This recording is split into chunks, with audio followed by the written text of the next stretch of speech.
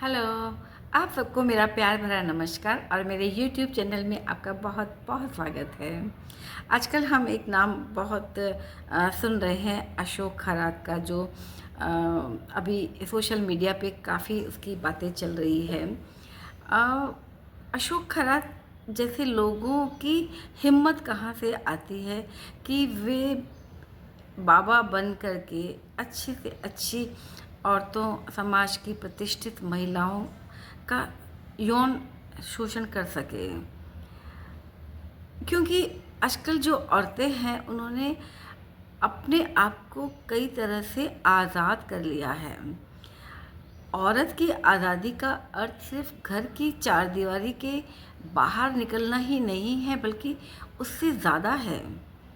उसमें खुद निर्णय लेने की क्षमता होनी चाहिए, खुद अपनी सुरक्षा करने की भी उसमें उतनी हिम्मत होनी चाहिए। फेमिनिज़्म का मतलब एक स्वतंत्र गरिमा से है, लेकिन आज के समाज में इस अर्थ का अनर्थ होता जा रहा है। आज की नारी को किसी का भी हस्तक्षेप पसंद नहीं है। क्या आज़ादी का मतलब ये है कि आपको किसी भी प्रकार से किसी के कारण भी फ़र्क पड़ना ख़त्म हो जाए?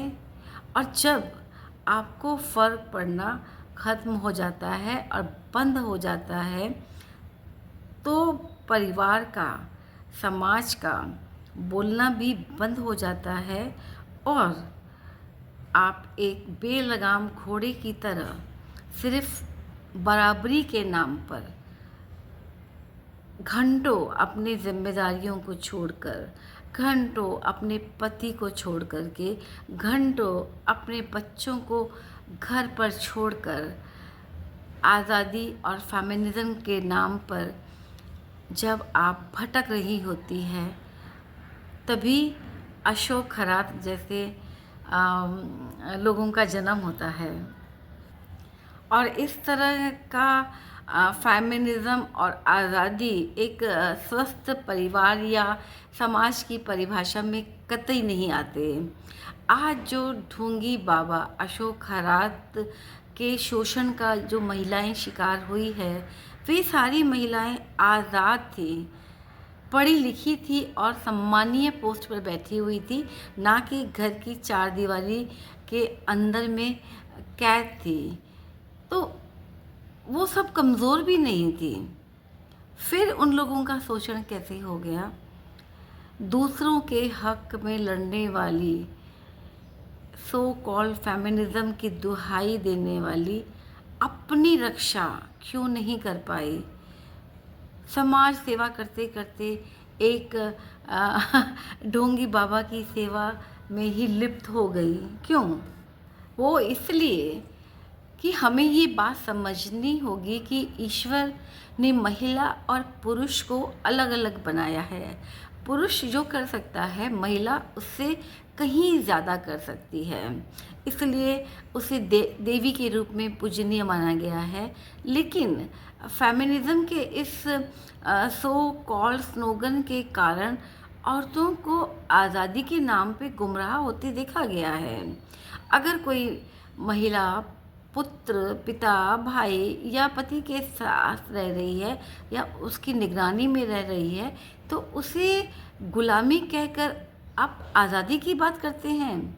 अगर गुलामी में आप अपना कीमती समय अपने पति को दे रही हैं, अपने बच्चों को दे रही हैं, जिससे आपके बच्चों का अच्छा विकास हो रहा है, तो मैं तो ये कहूँगी कि ये गुलामी भी अच्छी है उस आज़ादी से, क्योंकि इससे आपका परिवार बंधा हुआ है।